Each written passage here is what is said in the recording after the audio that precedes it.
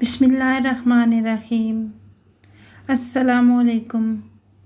मैंने अपने बड़े बेटे की शादी अपनी भांजी से करवाई तो शादी की रात ही उसने उसे तलाक दे दी। मैंने गुस्से में आकर उसे घर से निकाल दिया और दूसरे बेटे से उसकी शादी करवा दी। लेकिन दूसरे ने भी शादी की पहली रात ही उसे तलाक दे दी।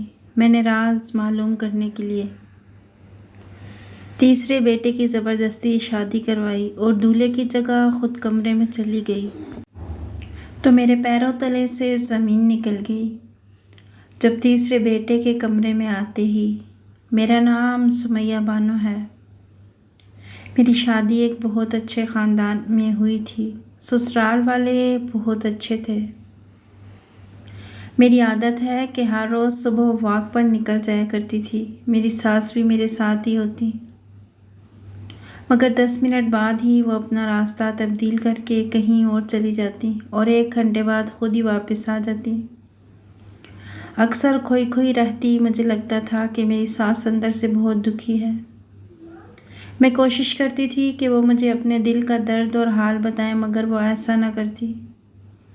मैं एक हॉस्पिटल में डॉक्टर थी। एक दिन दोपहर को घर आते हुए मैंने अपनी सास को जेल के बाहर देखा।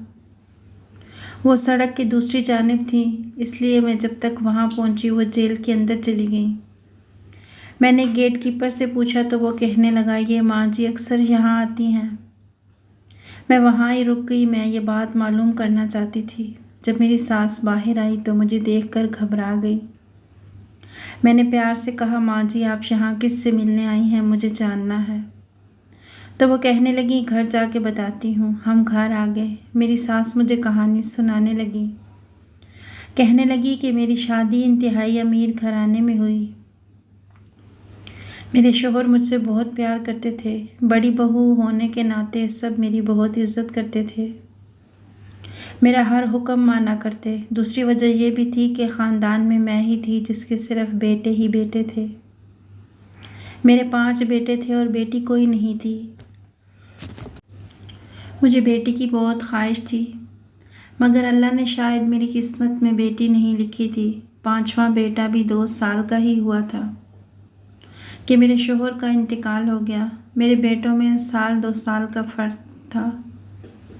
वो निहायत शरीफ, सआदतमंद और ख़ूबसूरत थे। मैंने उनकी परवरिश बहुत अच्छी की थी। मेरा बड़ा बेटा उमर 15 साल का था तो अपनी बहन मेरी बेटी को लिए मेरे घर आई। मेरी भांजी 12 साल की थी, बहुत प्यारी थी। मेरी बहन ने कहा, हमारे हालात बहुत ख़राब हो गए, हम अपनी बेटी की परवरिश नहीं कर सकते, इसलिए मैं इसे आपके पास छोड़ने आई हूँ। ये आज से आपकी बेटी हुई। आपको बेटी की ख्वाहिश थी ना, तो इसे ही बेटी बना लें। मेरी भांजी मोना मुझे शुरू से ही बहुत प्यारी थी, तो मैं अब उसे प्यार करके अपनी इस हसरत को पूरा कर लिया करती थी। अब तो वो मेरी बेटी बनकर हमारे घर आ गई।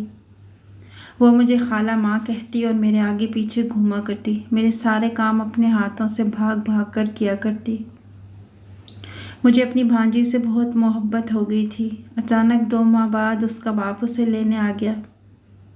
कहने लगा, मेरी बेटी मुझे वापस कर दो। अगर पास रखना है तो इसके नाम कुछ प्रॉपर्टी लगाओ ताकि इसका मुस्तकबिल महफूज रहे। मैं भांजी से जुदा नहीं हो सकती थी, इसलिए मैंने एक प्लाट इसके नाम कर दिया। प्लाट नाम लगने के बाद उसका बाप चला गया। मेरी बहन और बहनोई अक्सर मोना से मिलने आते, कभी वो उनसे मिलने जाती। मैं बहन की मदद के लिए उसे रकम भिजवाया करती।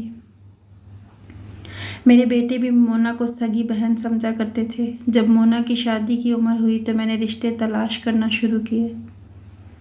मेरी बहन आई और कहने लगी, आप मोना से इतना प्यार करती हैं, इसे हमेशा के लिए अपने घर में क्यों नहीं रख लेती। मैंने पूछा कैसे, तो कहने लगी, आप इसकी शादी अपने बड़े बेटे से करवा दें। मैंने कहा, मैंने तो ऐसा सोचा ही नहीं था। लेकिन फिर मेरी बहन ने मुझे समझाया कि बहन भाई सगे ही होते हैं, इसलिए मोना और उमर की शादी में कोई हर्ज नहीं। मैंने अपने बेटे से बात की तो वो दंग रह गया। कहने लगा, अम्मी मैंने इसे हमेशा छोटी बहन समझा है, मैं इससे शादी नहीं कर सकता, मगर मैंने उसको राज़ी कर लिया। बेटे की शादी भांजी से करवा के मैं बहुत खुश थी। मुझे ये भी था कि अगर बाहर से कोई बहू लाऊंगी तो न जाने कैसे निकलेगी। अच्छा है, घर की बात घर में ही रहेगी। दोनों को कमरे में छोड़कर मैं अपने कमरे में आ गई। अभी मुझे ज़्यादा देर नहीं हुई थी कि बेटे के कमरे से चीखने चिल्लाने की आवाज़ें आने लगी। मैं घबराकर भागी कि खुदा खैर करे। कमरे का दरवाज़ा खुला हुआ था।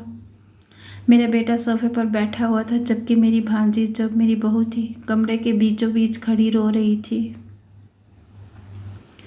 मैंने आगे बढ़कर उससे गले से लगा लिया, पूछा कि क्या हुआ बेटी। तो मेरा बेटा कहने लगा, मैंने इसे तलाक दे दी है। मैं दंग रह गई। सब मेहमानों के मुंह हैरत से खुले रह गए कि नए नवेले दूल्हे ने कमरे में आते ही बीवी को तलाक दे दी। मैंने तैश में आकर बेटे के मुंह पर थप्पड़ जड़ दिया और कहा कि तुम क्या बकवास कर रहे हो, होश में तो हो। वो कहने लगा, मैं सच कह रहा हूँ, मैंने इसे तलाक दे दी है। मैंने अपने बेटे को फिर से थप्पड़ मारते हुए कहा, ऐसा क्यों किया? वो कुछ ना बोला तो मैंने उसे गुस्से से घर से बाहर निकाल दिया और कहा कि तुम मेरे लिए मर गए। मेरा बेटा घर से चला गया, मगर उसने मुझे वजह नहीं बताई कि उसने अपनी बीवी को तलाक क्यों दी। मैंने अपनी भांजी से पूछा तो कहने लगी, मुझे नहीं पता। कमरे में आते ही कहने लगा, मैं तुमसे शादी नहीं करना चाहता था, इसलिए मैं तुम्हें तलाक देता हूँ। इतना बता के मेरी बहू फूट फूट कर फिर रोने लगी। सारे मेहमान हम पर थू थू करने लगे। मेरे बेटे ने इतने सारे लोगों के सामने मेरी नाक कटवा दी थी। लोग मेरी तरबियत पर सवाल उठाने लगे। लड़की के माँ बाप आ गए, वो उसे अपने साथ ले गए अपने कमरे में। मुझे यकीन नहीं आ रहा था कि मेरा बेटा मुझे यूं रुस्वा कर सकता है। उसने वह तलाक क्यों दी थी, मुझे वजह जानने की बहुत बेचैनी थी। अगले दिन मेरी बहन और बहनोई ने बहुत हंगामा किया और कहने लगे कि हमारी बेटी का मुस्तकबिल ख़राब हो गया है। अब इस तलाक याफ्ता से शादी कौन करेगा? इसके पास तो कोई दौलत या जायदाद भी नहीं कि कोई उससे दौलत की लालच में ही शादी कर ले। मैं बहुत शर्मिंदा हुई। मेरा बहनोई और बहन सच ही तो कह रहे थे। मैंने जिस बेटे को, बड़े बेटे को घर से निकाला था, उसके हिस्से की सारी जायदाद भांजी के नाम कर दी। मेरी भांजी मुझसे बहुत मोहब्बत करती थी, इसीलिए वालिदैन के कहने के बावजूद वो वापस नहीं गई।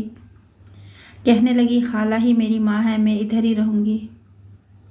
तलाक के बाद अक्सर मेरी भांजी घर से बाहर चहलकदमी करने करीबी पार्क में चली जाया करती। मैं भी जाने देती कि बच्ची बेचारी का दिल लगा रहे। एक दिन मोना मुझे दिखाने के लिए खुश रहा करती, मगर शायद वो खुश नहीं है। कभी कभी मुझे उसकी हरकतें अजीब लगा करती, मगर मैं सोचती शायद सदमे की वजह से ऐसी हरकतें करती है। वो सारा दिन फ़ोन पर बातें करती, कहती अम्मी से बात कर रही हूँ। कभी वो परेशान होकर रोने लग जाती। इन्हीं दिनों मेरे 2 छोटे बेटों का एक्सीडेंट हो गया। छोटा बेटा मर गया, मेरी तो कमर ही टूट गई। बड़ा बेटा पता नहीं कहाँ भटक रहा था और दूसरा भी मुझे छोड़कर चला गया। मेरी भांजी ने मेरा बहुत साथ दिया। कुछ अरसे के बाद मेरी बहन फिर आई और कहने लगी, अपने दूसरे बेटे की मोना से शादी कर दो, क्योंकि तुम्हें इसकी ज़रूरत है। मैं उसकी बात सुन के राज़ी हो गई। दूसरे बेटे को बुलाकर कहा कि मैं तुम्हारी शादी मोना से करना चाहती हूँ। वो उसी की उम्र का था, लेकिन फिर भी वो हिचकिचा रहा था। कहने लगा, भाई ने इसे पता नहीं क्यों तलाक दी, मैं कैसे इससे शादी कर लूँ। मैंने उसे कसम दी कि मेरा मरा हुआ मुंह देखोगे अगर तुमने मोना से शादी ना की। वो राज़ी हो गया। मैंने भांजी से पूछा तो उसने मुझे साफ कह दिया, खाला आप मेरी माँ हैं, किसी फ़कीर से भी शादी करवाएंगी तो कर लूँगी। मैं उन दोनों की शादी करवा कर बहुत मुतमईन थी कि अब सब ठीक हो जाएगा, लेकिन दिल में कहीं धड़का भी लगा हुआ था। मैं अपने कमरे में आ गई। कुछ ही देर गुजरी थी कि फिर से वही हुआ जिसका मुझे डर था। दूसरे बेटे के कमरे से शोर की आवाज़ें आ रही थी। मैं अपने आप को संभालती हुई भाग कर गई तो वही मंजर था जो एक बार पहले देख चुकी थी। मेरे इस बेटे ने भी मेरी भांजी को शादी की रात ही तलाक दे दी थी। मैंने वजह पूछी तो कहने लगा, कोई वजह नहीं, और ख़ुद ही घर छोड़कर चला गया। ये मामला मेरी समझ से बाहर था। आखिर ऐसी क्या क़यामत आ जाती थी कि मेरी भांजी को एक बार फिर तलाक हो गई। इस बेचारी का तो घूंघट भी नहीं उठाया गया था। एक बार फिर हमारी बहुत बेइज्जती हुई। लोग कहने लगे इनके घर को नज़र लग गई, इसके बेटे घर छोड़ के चले गए, हालांकि माँ के फर्माबरदार थे। इस बार मामला मुझे मशकूक लगा। मैं सोचने लगी कि कोई तो वजह होगी कि मेरे बेटों ने मेरी भांजी को तलाक दी। ये इतनी सीधी बात हरगिज़ नहीं थी। मैं पागल होने वाली हो गई। मेरे 2 बेटे घर छोड़ गए, एक मर गया और एक बिस्तर पर था। अब तीसरे नंबर वाला ही रह गया था। अजीब बात यह थी कि मेरी भांजी ने इस बार भी माँ बाप के साथ जाने से इनकार कर दिया, लेकिन मेरे साथ रहते हुए भी वो मेरे पास नहीं होती। हर वक्त कमरे में बंद रहा करती। मैं एक दिन बीमार हो गई तो अपने बेटे के साथ डॉक्टर के पास गई। वापसी पर मैंने अपने बेटे से कहा कि भूख लगी है, कुछ खा लेते हैं। हम रेस्टोरेंट में आ गए। अभी हम दरवाजे पर ही थे कि मैंने अपने बड़े बेटे को देखा। वो किसी लड़की के साथ बैठा हुआ बातें कर रहा था। उस लड़की की हमारी तरफ पुश्त थी, इसलिए मैं उसको देख ना सकी। मैं चुपचाप बेटे को लेकर एक कोने में बैठ गई। इतनी दूर से मुझे उन दोनों की बातों की आवाज़ आ रही थी, मगर लग रहा था कि कोई परेशानी वाली बात है। थोड़ी देर बाद मेरा बेटा जिस लड़की के साथ वहाँ से बाहर निकला, उसे देखकर मैं शक में मुब्तला हो गई, क्योंकि वो तो मेरी भांजी जैसी ही थी। मगर चूंकि उसने निकाब किया हुआ था, इसलिए मैं उसे पहचान ना सकी। फिर मैंने सोचा मेरी भांजी यहाँ कैसे आ सकती है। मैंने उसी वक़्त घर में कॉल की और मुलाजिमा से पूछा, देखो ज़रा मोना घर पर है? तो मुलाजिम ने बताया कि जी नहीं, वो घर पर नहीं। मेरा शक फिर से बेदार हो गया। घर आकर मैंने अपनी भांजी पर नज़र रखना शुरू कर दी। इसकी कोई काबिल शक हरकत नज़र ना आई, सिवाय इसके कि वो कभी कभी अकेले बाहर चली जाया करती। एक दिन मैं भी उसके पीछे पीछे हो ली। मुझे उस वक़्त झटका लगा जब वो पार्क में मेरे दूसरे नंबर वाले बेटे से मिली। वो काफ़ी देर बातें करती रही, मेरे बेटों से मिल रही थी, मगर किस लिए? इन्होंने तो उसे तलाक दे दी थी। मैंने अपनी भांजी से कई बार पूछने की कोशिश की कि मेरे बेटों ने तुम्हें तलाक क्यों दी, मगर वो कुछ ना बताती। आखिरकार मैंने राज जानने का फ़ैसला किया। एक दिन भांजी से कहा कि मैं तुम्हारी शादी अपने तीसरे बेटे से करना चाहती हूँ, क्या तुम राज़ी हो? मेरी भांजी कहने लगी, आप मेरी माँ हैं, जो चाहे मेरी ज़िंदगी के साथ करें, आपका हक है। मैं राज पता करवाना चाह रही थी, इसलिए मैंने शादी तय कर दी। मेरी भांजी बहुत खुश थी। मेरा बेटा उससे 2 साल छोटा था, मगर फिर भी उसने मेरे फ़ैसले पर सर झुका दिया। शादी वाली रात मैंने अपने बेटे से कहा कि मेरी तबीयत ठीक नहीं, जाओ मुझे दवाई ला दो। वो कपड़े बदल कर चला गया। उसके जाने के बाद मैंने उसकी शेरवानी पहनी और ख़ुद उसकी जगह उसके कमरे में चली गई। चेहरे पर सेहरा डाल लिया। कमरे का दरवाज़ा खोलकर अंदर दाखिल हुई तो मेरी भांजी बेड पर बैठी हुई थी। दूल्हे को देखते ही वो बेड से उठ खड़ी हुई और ख़ुद ही कहने लगी, मैं जानती हूँ मेरे शोहर हो, मगर मैं इतना कहना चाहती हूँ, मैंने तुम्हें हमेशा अपना छोटा भाई समझा है। मैं तुम्हें इस रूप में कबूल नहीं कर सकती। तुम्हें याद है, मैं और तुम इकट्ठे बचपन में खेला करते थे और मैं तुम्हारे लाड उठाया करती थी। मैंने तुम्हें भाई का दर्जा दिया है, मैं तुम्हें शोहर का दर्जा नहीं दे सकती। और खाला ने मेरी शादी ज़बरदस्ती तुमसे करवा दी। खाला ने ही कहा था कि तुम तलाक मांग लेना, वो बस दुनिया के सामने सुरखरू होना चाहती हैं कि उन्हें अपनी भांजी से कितना लगाव है। मेरी पहली शादियां भी उन्होंने करवाईं और तलाक भी उन्हीं के कहने पर तुम्हारे भाइयों ने मुझे दी।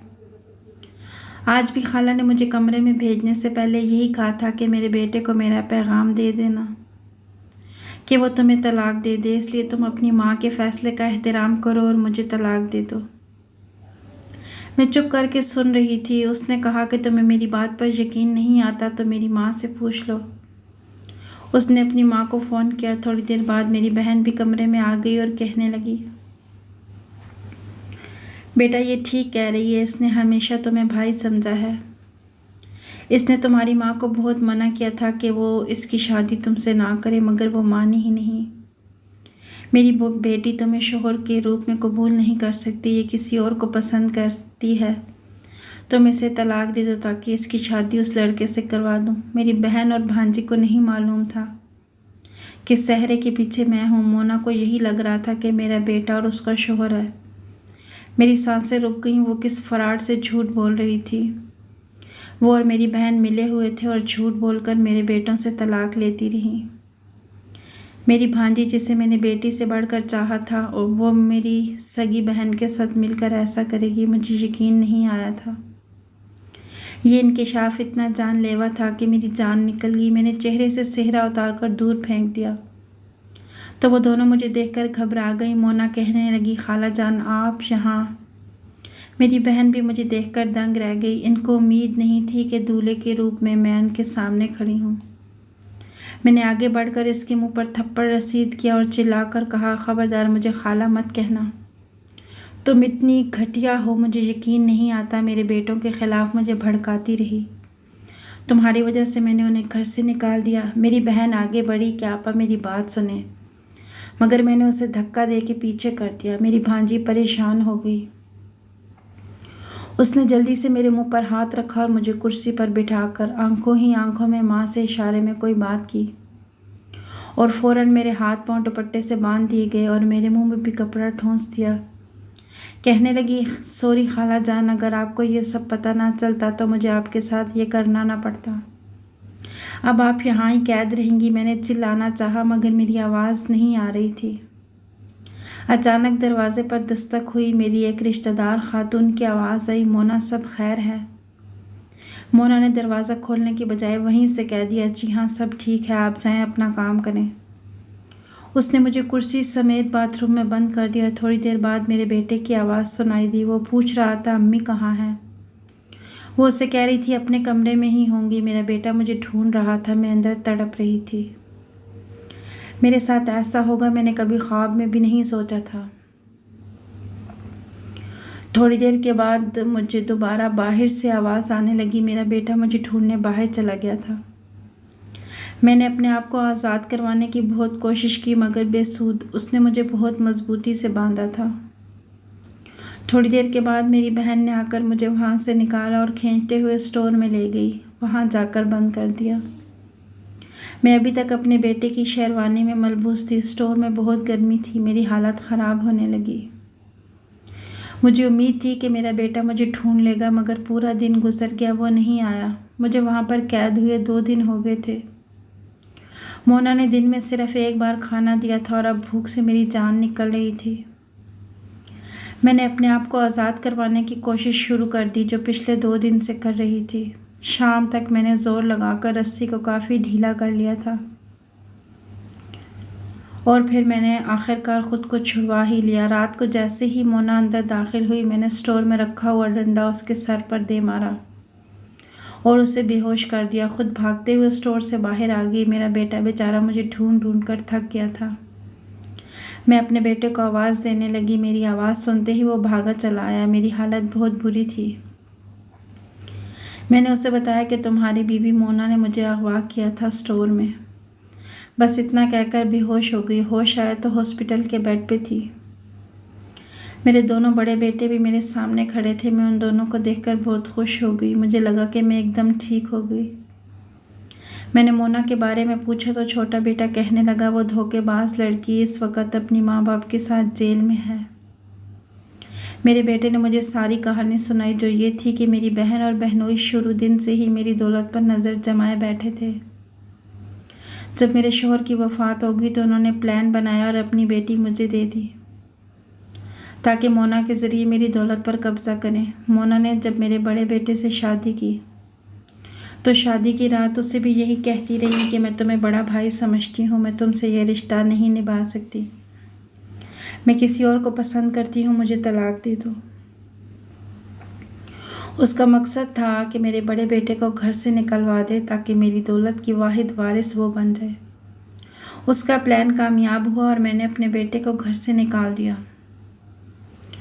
और दूसरे बेटे को भी यूं ही कहकर तलाक ली और उससे भी घर से निकलवा दिया। बाद में ये सच्ची होने की खातिर उनसे मिलती रही और उनको कहती रही कि तुम्हारी माँ ने तुम्हें घर और ज़िंदगी दोनों से निकाल दिया है, तुम लोग भी उससे लाताल्लुक़ हो जाओ और कभी घर वापस ना आना।